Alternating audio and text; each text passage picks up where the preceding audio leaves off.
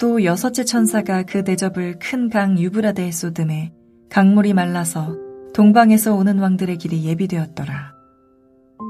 또 내가 보매 개구리 같은 새 더러운 영이 용의 입과 짐승의 입과 거짓 선지자의 입에서 나오니 그들은 귀신의 영이라 이적을 행하여 온 천하 왕들에게 가서 하나님 곧 전능하신 이의 큰 날에 있을 전쟁을 위하여 그들을 모으더라. 보라, 내가 도둑같이 오리니 누구든지 깨어 자기 옷을 지켜 벌거벗고 다니지 아니하며 자기의 부끄러움을 보이지 아니하는 자는 복이 있도다. 새 영이 히브리어로 아마겟돈이라 하는 곳으로 왕들을 모으더라. 일곱째 천사가 그 대접을 공중에 쏟음에 큰 음성이 성전에서 보좌로부터 나서 이르되 되었다 하시니 번개와 음성들과 우레소리가 있고 또 큰 지진이 있어 얼마나 큰지 사람이 땅에 있어 온 이래로 이같이 큰 지진이 없었더라. 큰 성이 세 갈래로 갈라지고 만국의 성들도 무너지니 큰 성 바벨론이 하나님 앞에 기억하신 바 되어 그의 맹렬한 진노의 포도주 잔을 받으매 각 섬도 없어지고 산악도 간데 없더라.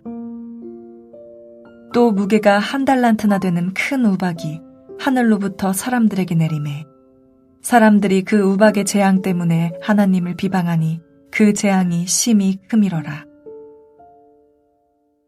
하나님을 대적하고 용과 짐승들을 숭배하는 세상에 대해 하나님의 완전하고도 철저한 심판이 여섯째와 일곱 번째 대접을 통해 완성됩니다.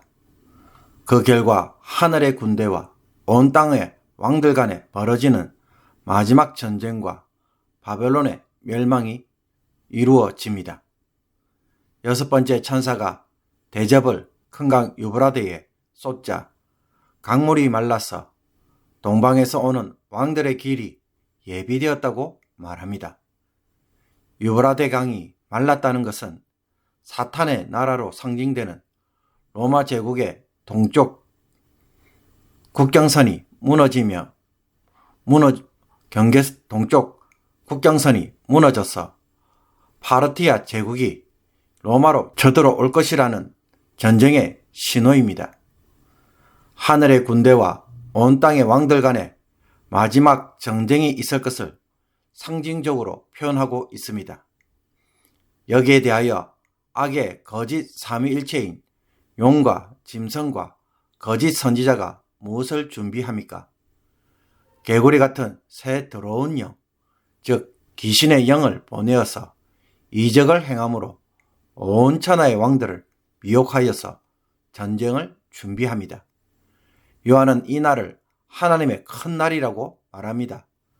구약에서 예언하는 주의 날이라는 것입니다. 이 날에 귀신의 영에 미혹된 왕들은 전쟁을 위해 아마겟돈에 모입니다.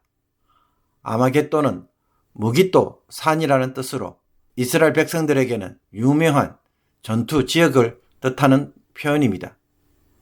이 전쟁에 대하여 요한은 보라, 내가 도둑같이 오리니 누구든지 깨어 자기 옷을 지켜 벌거벗고 다니지 아니하며 자기의 부끄러움을 보이지 아니하는 자는 복이 있도다 라고 이야기합니다. 주의 날이 언제 올지 모르기에 성도는 흔들리지 말고 항상 준비된 모습으로 살아가야 한다는 것입니다. 끝으로 일곱 번째 천사가 대접을 공중에 쏟았습니다. 이때 성전의 보좌에서 큰 음성이 울려 퍼집니다. 되었다는 선포입니다. 일곱인, 일곱 나팔, 일곱 대접 심판이 이제 끝났다는 뜻입니다. 그러자 번개와 음성들과 우레소리가 나며 큰 지진이 일어납니다.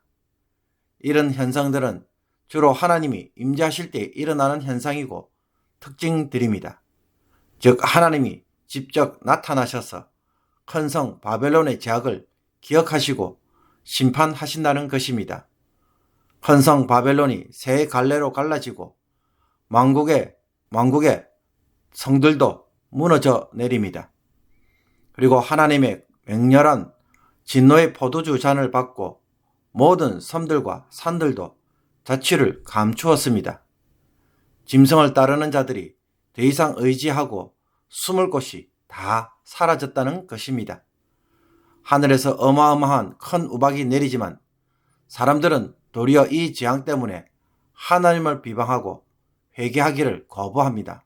그런데 6번째 재앙을 보면 아마겟돈에 모여 하늘의 군대와 땅의 왕들이 전쟁을 준비하였다는 말은 하지만 전쟁이 어떻게 진행되고 그 결말이 무엇인지 여기에 대하여 설명이 없습니다.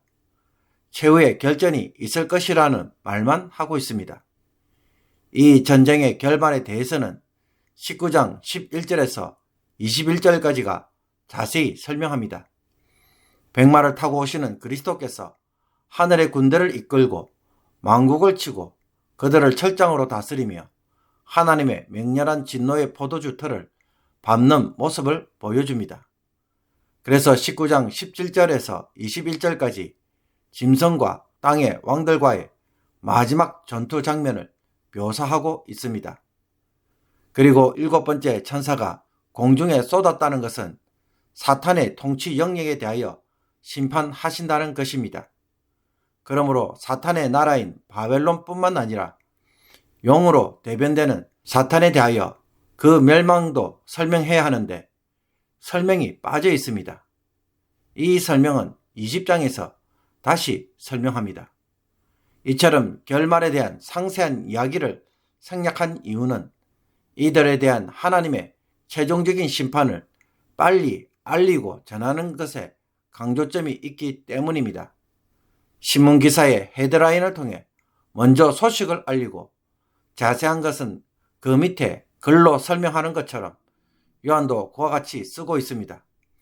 그래서 17장과 18장은 바벨론의 멸망에 대하여, 19장은 왕들과 두 짐승, 추종자들에 대하여 심판을 다루고 있고 20장은 용에 대한 심판을 상세하게 설명하고 있습니다. 요한의 시대에서 바벨론은 로마 제국을 상징합니다.